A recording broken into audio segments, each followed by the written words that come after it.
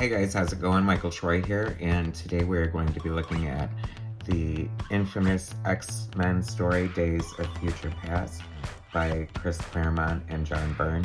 Now this is a trade paperback here, and I do think it includes another story from something else, but we're going to find out, so let's get in here.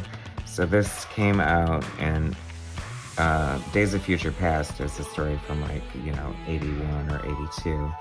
And okay, so this actually starts out with the funeral of Phoenix, right after the Dark Phoenix Saga when she died. And John Byrne draws, once again, John Byrne is my favorite artist, so this is obviously John Byrne focused. But, and my favorite art by Byrne is when he was with, see, this is magic right here. Chris Claremont writing, John Byrne penciler, they're co-plotters. Terry Austin is the inker. And inker just sounds so less than for what Terry Austin does. He's just amazing. Tom Orzechowski, great letterer. Glynis Wine, Nay Oliver. Louise Jones is the editor, who would go on to become Louise Simonson. Or Walt Simonson's wife. So this is the original X-Men, and this is sort of telling a little history, how they got to this point with Phoenix, the new X-Men taking over, Phoenix joining. Oh, there's Alpha Flight. My favorite, love my Alpha Flight. Kitty Pryde, had such a crush on her.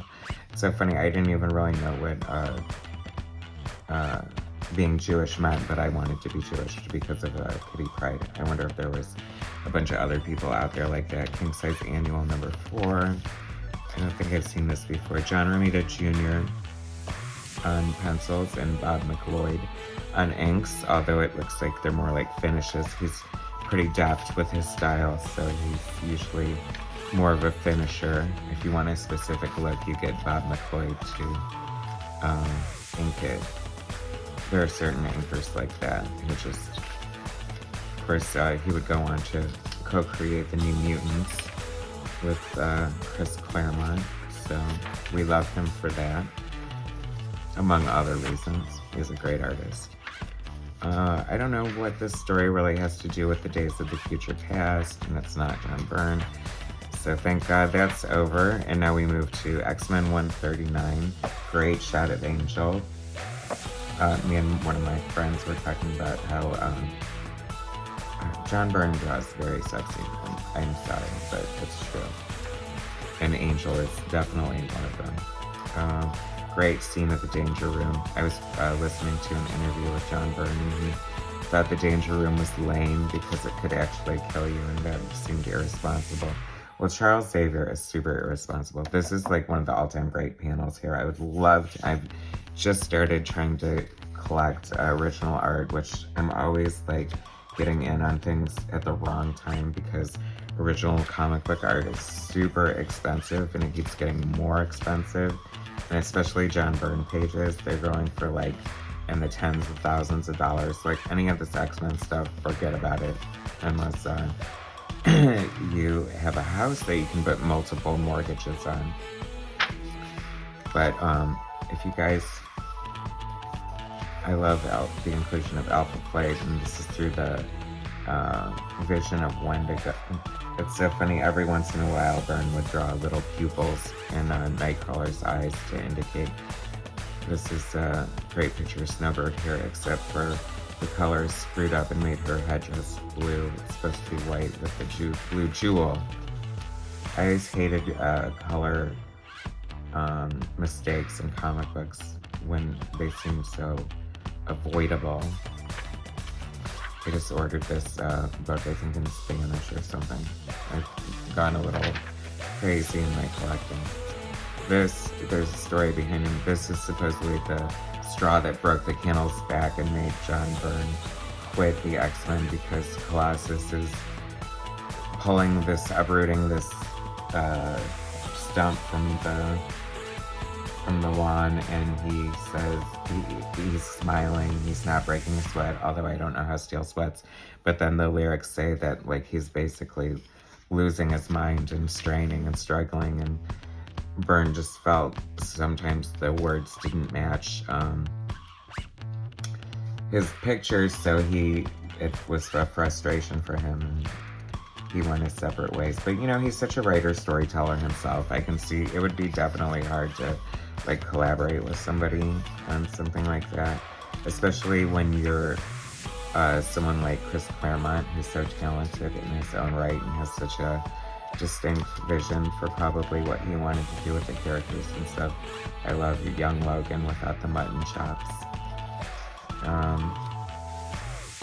So anyway, they created great magic together, but then when it was time to go, it was time to go. And Chris held on to the X-Men for the next 16 years, 15, whatever, 17 in total. Love this transformation of Snowbird there.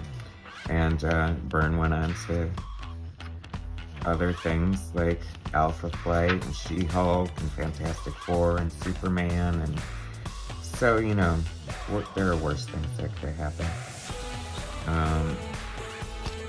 I love when they work the title into the splash page. They don't even use titles anymore for comic books. It's usually just a 5-part story that was designed to fit into a trade paperback. But it seemed like they took such pride in the titles of these books, especially John Byrne and Chris Claremont seem to have the same knack for like really dramatic, like Shakespearean titles for their 17-page stories. And speaking of that, okay, so the average comic's 22 pages, I think now, and these were 17. And you throw in like a splash page and a double page spread, and you're only advancing the story by 2 panels, but still, this is so dense with story and so much is going on. I mean, Days of Future Past was essentially like a 2-part story, even though Chris Claremont was always good at like foreshadowing and building up. I don't know how much there was on this story, but I mean, it didn't take 3 seconds to read a comic book like it does nowadays. You pay like $6-7 for a comic book, and they're trying to be all, theatrical and dramatic and just, slow pacing, but with no words and no thought balloons. And, comics are comic books. Celebrate them for what they are. Have speech balloons on the cover. Have thought balloons. I mean, that's the beauty of it. There's, comics is a medium art form with no limits. It's like making a movie without a budget is one of the philosophies that I like. Such great Byrne art in here.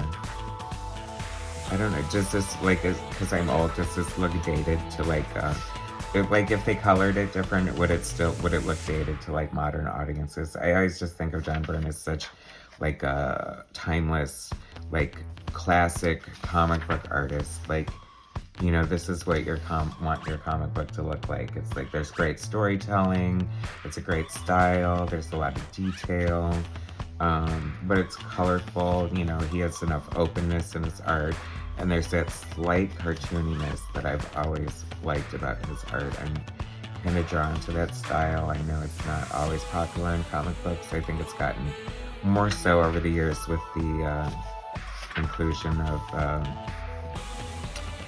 or the popularity of manga and anime. So now this is the last story in the book, and this is John Byrne's last issue of Uncanny X-Men. And the cover was drawn by Terry Austin, and it's so funny because Austin, I don't know if it's because I'm used to seeing his inks over Byrne's pencils, but I didn't know that for the longest time when I wasn't as aware of credits and things like that. Such a great splash of Storm right there. Nobody draws Storm like Byrne. No one ever will. She's just like the perfect Storm. Just how Chris Claremont is the only person who should ever write her. Apparently Terry Austin hated this cape because it was really hard to ink and you have to use a French curve. I mean, you could totally just manipulate that and procreate and just not even have to put any work into it now. But this was when comics was such a brick and mortar artwork, just slapping those pencils and inks on pages. Another title that was worked into the art. I love that. So this is Kitty Pryde's. I love her 70s, well, 70s looking outfits because it's the 80s and comics are always a day late and a dollar short when it comes to current trends. She did have reference to her gymnastics before, so that isn't like she just walked into the danger room and started doing backflips and stuff. The interesting choice that the demon would be purple and the background would be purple. I'm not questioning yellow and violet are compliments on the coloring wheel. I'm not questioning her ability because she's one of the most amazing colorists ever. I just think it's interesting. But maybe that makes it pop more, I don't know. I just thought that was cool. Like, I just love these little details that, you know, shows that you're just like a thoughtful writer, and that even though she faced whatever mysticalness or power going on with this creature, she was still able to feel the pain for some reason. So she's alone in the X-Mansion. This would make such a great, this is why X-Men needs to be like a series, you know, like the Umbrella Academy or whatever, because there's so many great like standalone stories that necessarily wouldn't warrant having their own film. But come on, Kitty home alone, newbie to the X-Men, having to fight this demon all by herself, and she uses the danger room weapons to kill it, and I think she trashes the danger room or something, but hey, she beat him, she won. Kitty was always throwing herself at Colossus in the beginning. And some great, I just love Byrne's facial expressions. So, and that was it. That was the last panel John Byrne drew for his run on the Uncanny X-Men. Sad, but hey, it's a moment in time. Cover for Classic X-Men, the reprint edition of the early X-Men. Oh, what a great double-page spread of Byrne. Okay, so that was for the 6th cover bookshelf edition. Obviously, these X-Men stories are always open for new reprints and new versions. But anyway, so that's the story that the movie was kind of based on. Very different, as you can see, but it's also like Byrne's last run. So I wanted to take a minute to take a look at with you guys. And as usual, please like and subscribe, and I'll bring more later. All right, take it easy, guys. Thank you.